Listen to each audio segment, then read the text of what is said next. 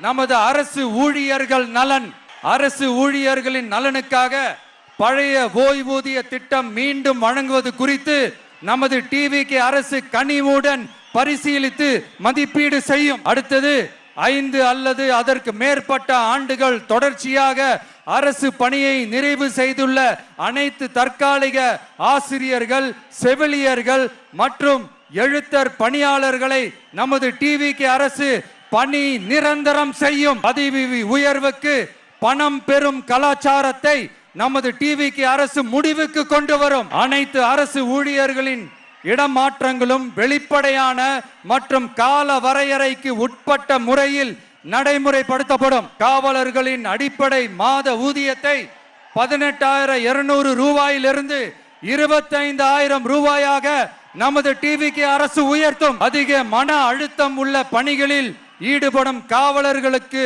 பணிப்படியாக மாதம் 1000 ரூபாய் கூடுதலாக வழங்கப்படும். காவலர் நலன் மற்றும் பணி நிபந்தனைகள் சட்டத்தை, அதாவது police welfare and working conditions act, நமது டிவிகே அரசு இயற்றும். அச்சட்டத்தின்படி காவலர்களின் பணி நேரங்கள் முறைப்படுத்தப்படும். அதிக பணி சுமை கொண்ட காவலர்களுக்கு வாரத்திற்கு ஒரு சுழற்சி முறை விடுமுறையை உறுதி செய்யப்படும். சலவை படியை, அதாவது வாஷிங் அலவன்ஸ் 500 ரூபாயிலிருந்து 1000 ரூபாயாக உயர்த்தப்படும்.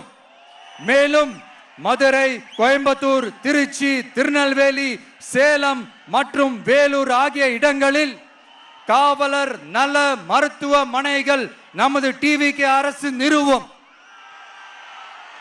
கடைசியாக பெண் காவல்துறை அதிகாரிகள் பாதுகாப்பு நெறிமுறை அல்லது பாதுகாப்பு பணிகளுக்கு பணியமர்த்தப்பட மாட்டார்கள். பெண் காவல்துறை பணியாளர்களுக்கென தனி ஓய்வறைகளும் நடமாடும் டாய்லெட் யூனிட்டுகளும் அமைக்கப்படும்.